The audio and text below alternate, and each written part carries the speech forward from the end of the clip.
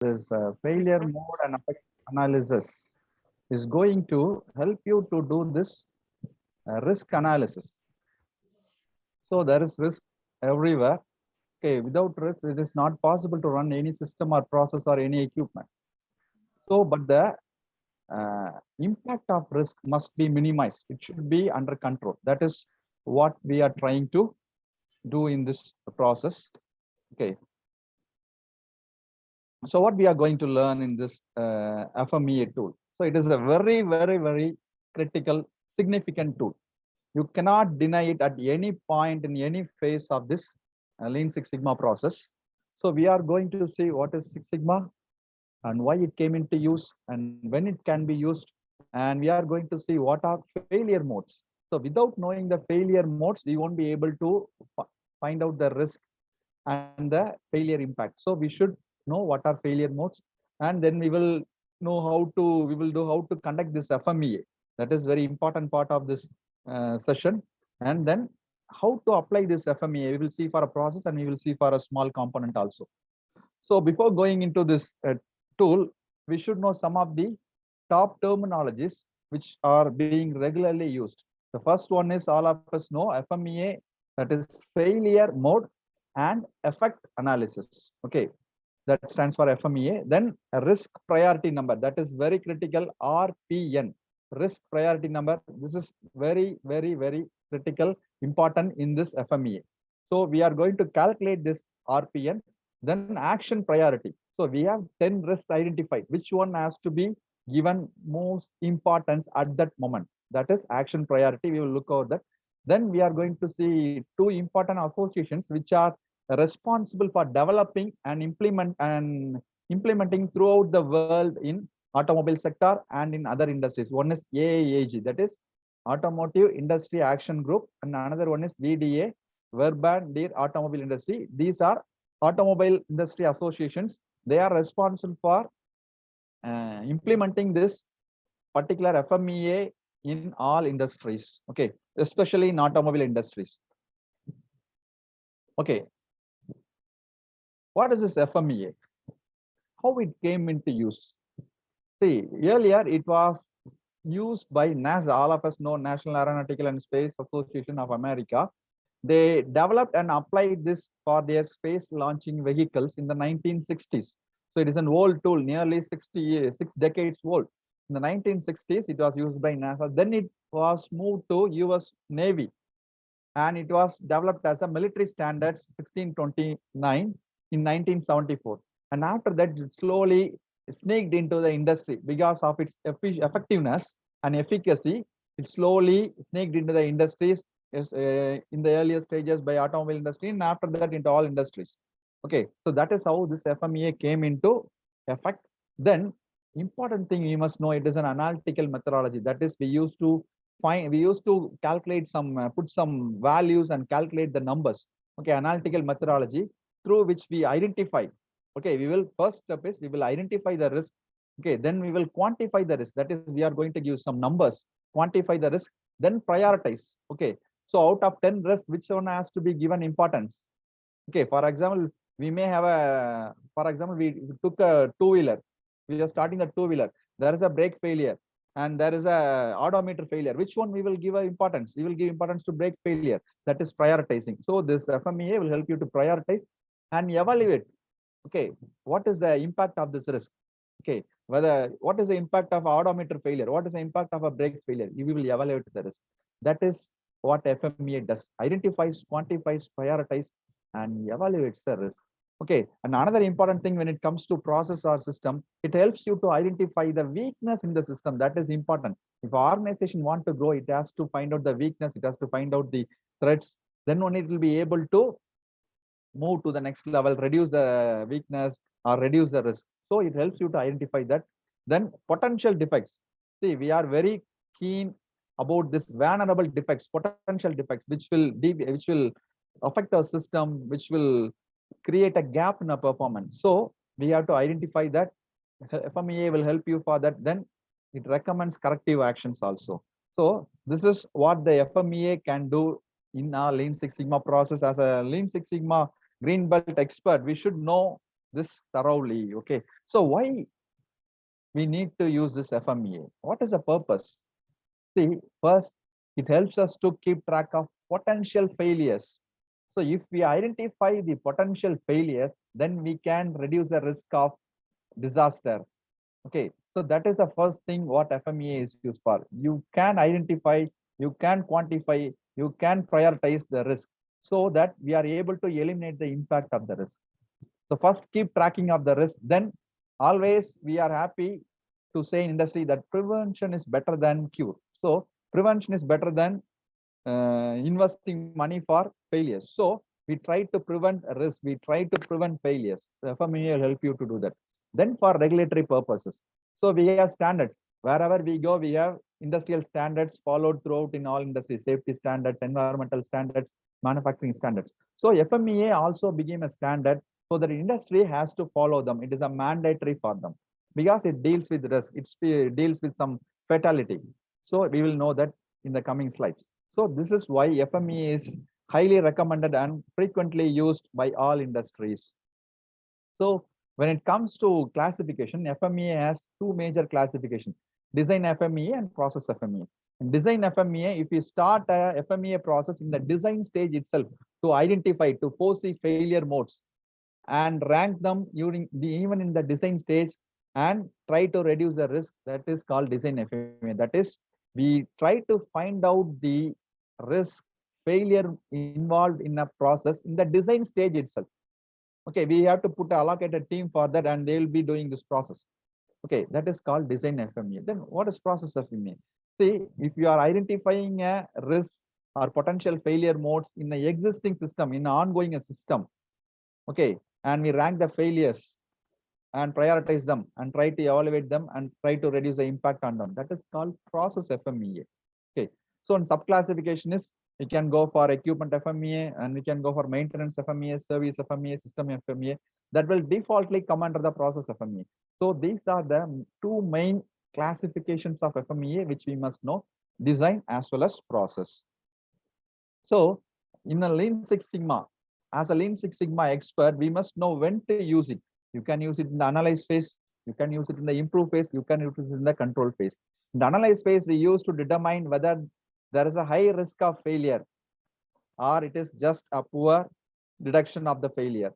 So in analyze phase, we can use it for detection of high risk, and in the improve phase, we can use to evaluate the solution.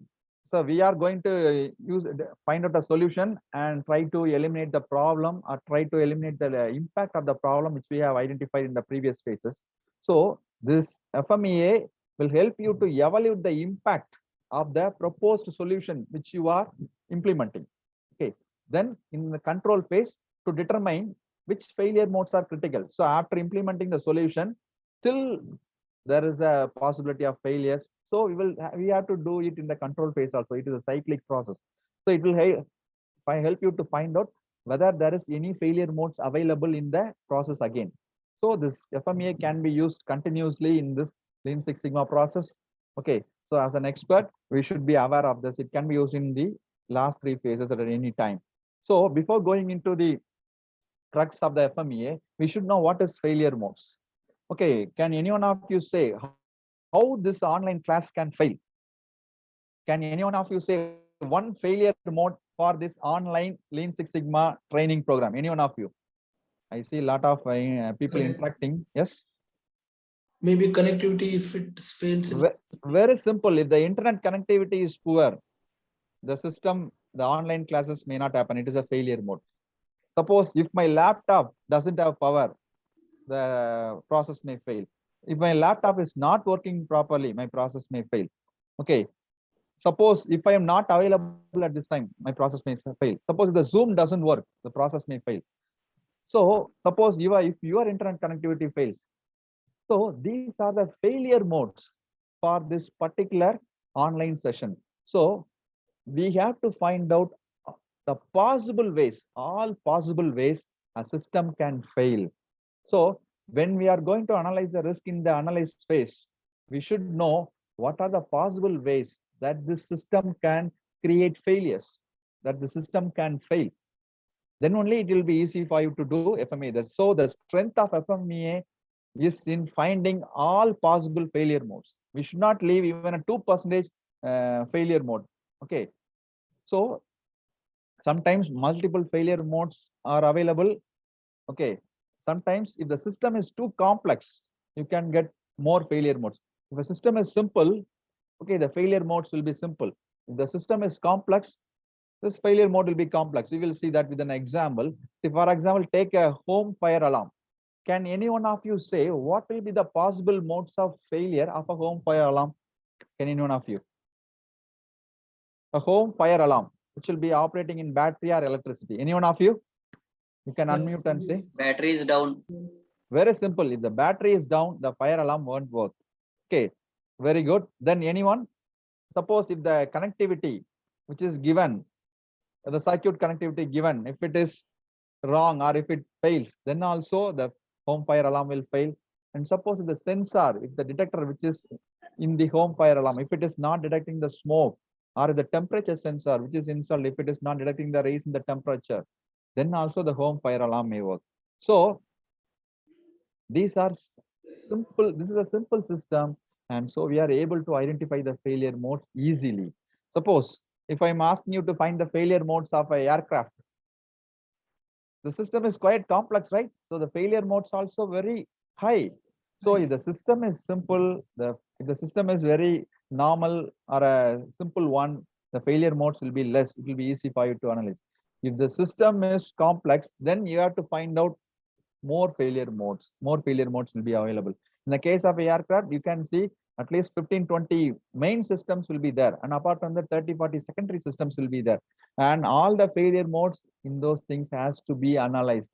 Then only the flight will be less risk. It will be less risk for the pilot to operate and the flight to fly in the sky. So depending upon the type of system we are going to analyze, the failure modes will vary. So let us see what are the steps involved in the FMEA. See, first and foremost thing which we must remember is we have to identify all probable failure modes present in the system or in the process or in the equipment. Then we have to find three factors. One is severity. Okay, on the bottom you can see one is severity, another one is occurrence, and the last one is detection. You should find these three factors present in that particular failure mode. Okay, we will. So what is severity? See, for example, if a brake fails, what is the severity? For example, I am going to give you a rank 1 to 10 for different kinds of failure. For a brake failure during driving, what kind of number you will give? 1 is 10. minimum, 10 is maximum. 10. 10. Yes, 10. Because you know it may create a disaster, it may be fatal for the driver also. So in that case, you are giving a severity rank of 10. What is the chance of occurrence? Whether it will occur regularly or Very low. rarely, very low. So in this case, you can give a low rank, 1 or 2. If the chance of occurrence is frequent, then you can give 8, 9, 10 like that. Then the third one, detection, whether I'm able to detect it certainly or if I'm not able to detect at all. Okay, then based on the ability to detect in advance or based on the certainty to detect, we can give rank from 1 to 10. If I am able to detect certainly, I can give a rank of 1, 2. If I am not able to detect at all, I am able to know only after it happened. For example, take an earthquake, whether you are able to detect it in advance, impossible. So you can give a rank of 8, 9, 10. If I am able, whether I'm able to detect a storm, yes, I am able to, government is able to detect, the IMA is able to detect the coming of a storm 2 weeks before itself. Okay, so you can give a rank of 2, 3 like that. So these three factors will help you to find the RPN. So if we multiply these three factors, if I have to give rank for these three factors, that is severity, occurrence, and detection from 1 to 10, depending upon the severity, occurrence, and detection. Then I have to multiply all these three. Then I will be able to get a RPN. So calculation of this RPN is important. You multiply severity, occurrence, and detection. So suppose if I am having 10 risk in my process, I will calculate the RPN for this and I will rank according to them. Okay, the one which is having a high RPN, so normally it will be within 100. Okay, so suppose a particular risk may have 95, RPN of 95, another may have 96, another may have 80, 75, 60 like that. So I have to prioritize according to the rank. So now it will be easy for me to focus on the risk which has to be given more importance. So this RPN will help for that. But it doesn't end here. We should sometimes if the RPN scores are same or if it is very close, one is 95, one is 96, one is 97. Which one will you give more importance? For that we have an action priority table. We will look that also. So this potential failure modes can be controlled by finding this RPN. Okay, so the RPN will be normally within 100. Okay, depending upon the type of design or type of process which you are choosing, you can select this RPN. Okay, you can select the values of RPN which you have to give more priority. So after finding this RPN and you have done some corrective actions, again also after implementing the corrective actions also, you have to do this FME again to check whether the RPN value has come down. Okay. So this is how the three factors are scored. Okay, if it is less severe, you give rank will be within 1 to 3. If it is very severe, it will be 10. Then based on the occurrence, if it is very likely to happen, your rank of 8, 9, 10. If it is moderate, 4, 5, 6. If it doesn't occur, if it occurs rarely, give 1 to 3. You are able to detect easily, then give 1. If you are not able to detect at all or very rarely you detect it, you give 7, 8, 9, 10 like that. Okay. So this is how the severity rankings will be. Okay. So for example, you can see if a particular risk, if it affects the operator without warning, okay, a failure of a brake will affect the driver without any warning, right? Okay, so we are going to give 9, 10 like that. If there is, for example, a odometer indicator, suppose the indicator fails in a two-wheeler, whether it is going to affect the operator? No. So very minor or minor effect. So we give 1, 2 like that. So likewise, you can give for process FMEA also. Okay, then occurrence. If the chance of occurrence of that particular event or particular activity is high, okay, we give a rank of 8, 9, 10.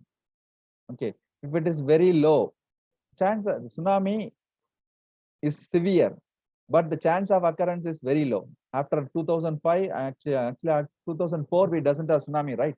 It doesn't have any major tsunami in coastal areas of India. Okay, so the chance of occurrence is very low or low. So we give a rank of 2, 3 like that. Okay, and another thing when it comes to process, okay, we have to connect it with the capability index value.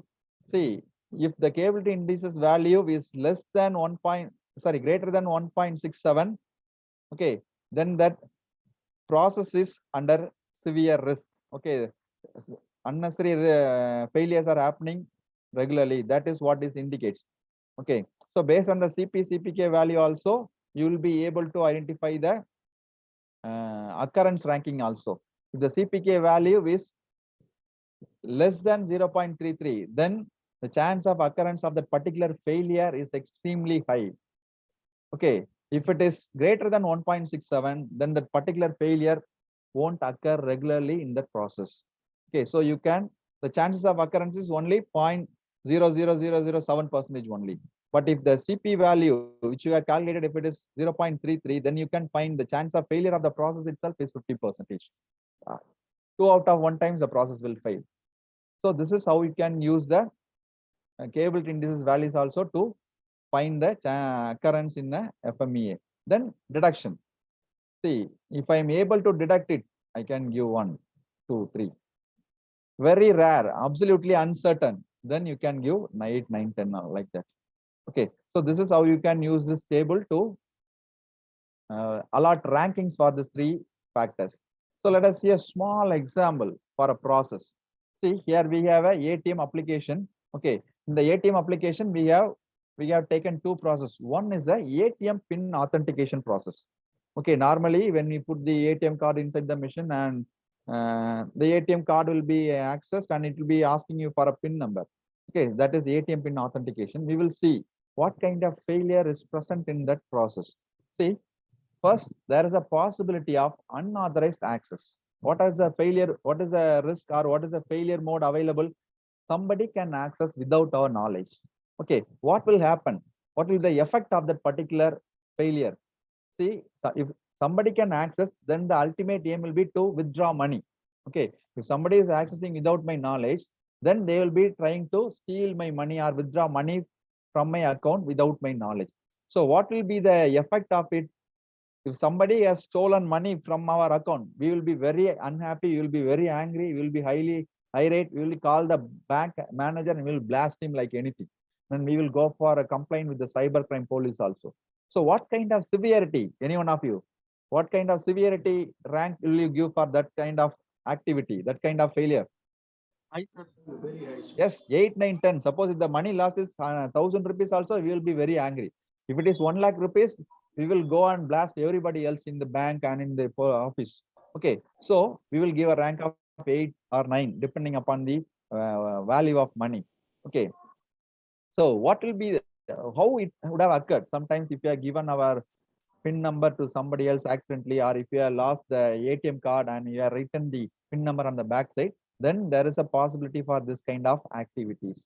So what is the chance of occurrence? You can give the rank, any one of you, whether it is happening frequently? No, sir. Very rare. Okay, very rare, very rare. So we give 1, 2, 3 like that. What is the chance of deduction? Okay, sometimes without knowing, say, what is the chance of deduction for this? If we lost our ATM card, most probably we'll be able to find out. And if somebody is trying to access our account also, we are getting some messages. Okay, so the chance of deduction is also moderate and good. So we give a rank of 1, 2, 3 like that. So we multiply this 3 factors rankings. 8 into 3, 24, 24 into 3, 72. So this is how we calculate the RPN. Similarly, for authentication failure. See, another ATM pin failure mode in ATM pin authentication is, suppose we put the ATM card inside the machine and there is an authentication failure. Okay, because the server may not be connected, there may be a poor internet connectivity, or there may not be a electricity supply in the particular ATM. Because of that, also the authentication failure can occur. So what will happen? The customer will be irritated, he will be annoyed. So he will try to move to the next ATM. So what is the severity of that particular failure? Whether the customer is losing anything, no. He is just annoyed, dissatisfied. But he will try to move to the next ATM and extract cash from that. So the severity is less. So we can give a rank of 2, 3, 4 like that. Then the potential reason, sorry. But sir, if he required money very urgent cause, and if he don't get for that particular purpose only, and search very much ATMs and not search, then it is maybe a serious cause for him. Actually, normally nowadays you can take money from any ATMs. So the problem which you are saying has been eliminated to 90-95%. So you can within another 100, 200 meters, you'll be able to find ATMs in cities. Even in remote areas also, nowadays so many ATMs are available. So the failure which you are speaking about is, the chances are very less. Okay, nowadays they have so many ATMs. All banks are putting ATMs. Okay, within 100 meters range, you are able to find ATMs regularly. So this, you can go and travel to another ATM and take it. So if you are in such a need of money, definitely you will check with the next ATM, right? Definitely you will be annoyed, but you will search for next ATM, right? Yes, sir. Okay. So the reason behind this failure is network. Okay, server connectivity. So the chance of occurrences, as you told, regularly this kind of failures are happening with ATM machines. Okay, so the chance of occurrence is moderate. It is not high. If it is high, then people will be always standing in front of the ATMs.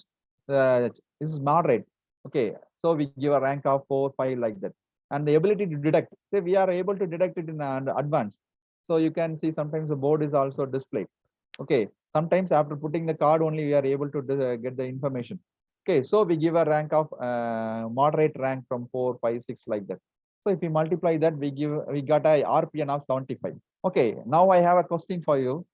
So this first failure have a RPN of 72. The second failure have a RPN of 75. Which one will you give top priority? 75. Second one. Okay, anybody else? I can't understand your question, sir. See, we have calculated. Okay, we have calculated the RPN for 2 failures. One is the unauthorized access, Because of that, we are going to lose 1 lakh rupees. That is, so we get the RPN of 72. Another one is authentication failure. For authentication failure, we got a RPN of 75. Which one will you give top priority? First one, sir. First one, sir. Okay, because the Risk severity. involvement is more. Yeah. So even though you may have a higher RPN for a particular failure, before choosing that for solving, before choosing that for correction, you have to go with the action priority table. The action priority table, okay, we should first go with severity.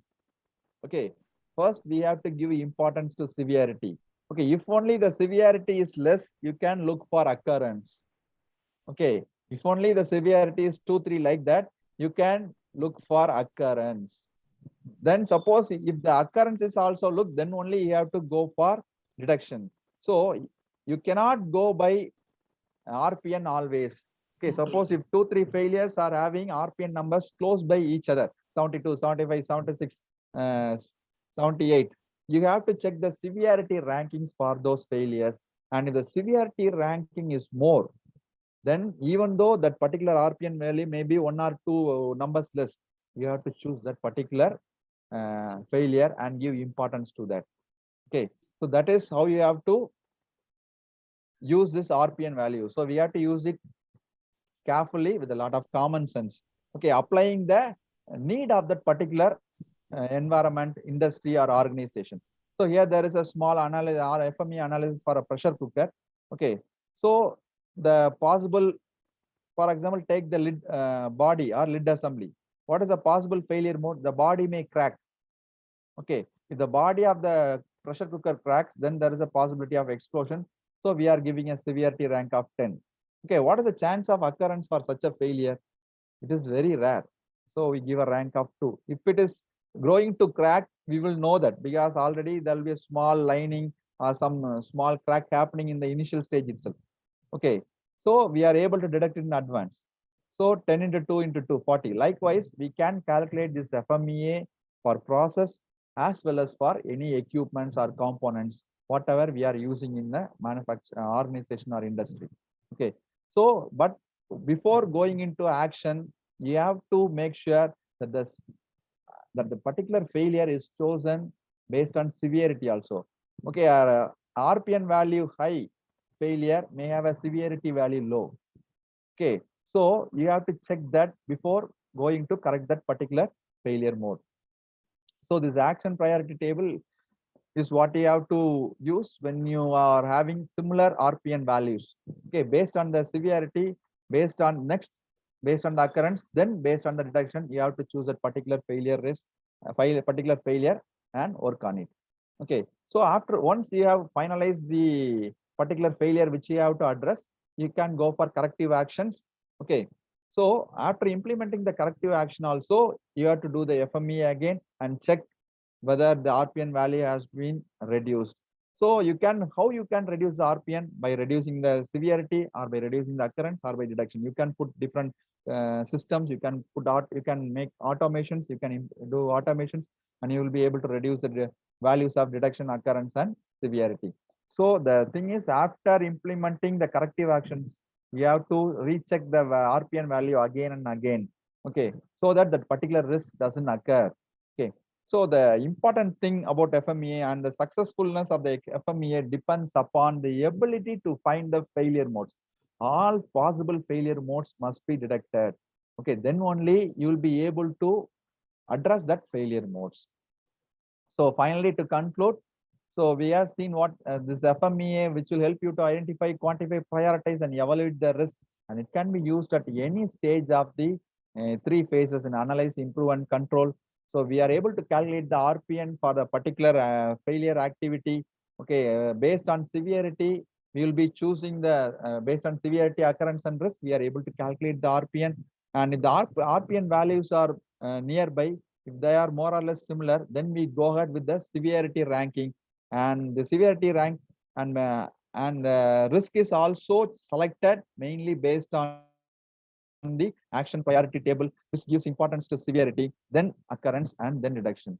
So we implement the corrective actions and we do this FMEA again and again to check whether the RPN is within particular limit and whether the risk is impact of risk is brought down. So this is all about FMEA. If you have any queries, you can ask, and our team is ready to answer your queries. Thank you.